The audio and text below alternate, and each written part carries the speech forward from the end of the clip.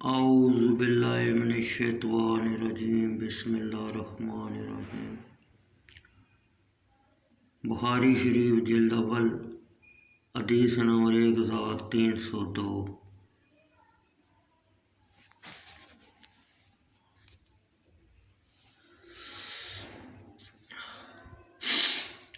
ہشام بن عروہ اپنے باپ عروہ بن زبیر سے روایت کرتے ہیں کہ جب ولید بن مروان کے زمانہ میں اجرا عائشہ صدیقہ رضی اللہ تعالیٰ عنہا کی دیوار گر گئی اور لوگوں نے اس کو بنانا شروع کیا۔ لوگ قبر انور کی طرف منہ کر کے نماز پڑھتے تھے تو حضرت عمر بن عبدالعزیز نے اس دیوار کو بلند کیا تاکہ قبر شریف نظر نہ آئے۔ جب وہ دیوار گر گئی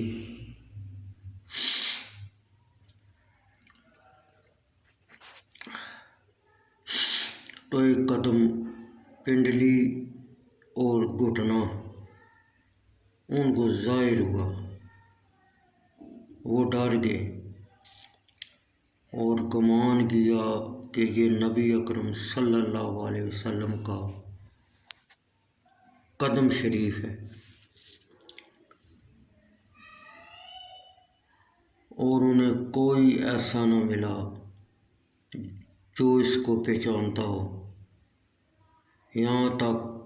کہ ان کو حضرت عروہ بن زبیر نے کہا، باخدا یہ نبی اکرم صلی اللہ علیہ وسلم کا قدم شریف نہیں ہے بلکہ حضرت عمر فاروق رضی اللہ تعالیٰ عنہ کا قدم مبارک ہے۔ ہشام نے اپنے باپ عروہ بن زبیر سے روایت کی اور انہوں نے حضرت عائشہ صدیقہ رضی اللہ تعالیٰ عنہ سے انہوں نے عبداللہ بن زبیر رضی اللہ تعالیٰ عنہ کو وصیت فرمائی کہ مجھے نبی اکرم صلی اللہ علیہ وسلم ابو بکر عمر رضی اللہ تعالیٰ عنہ کے پاس دفن نہ کرنا،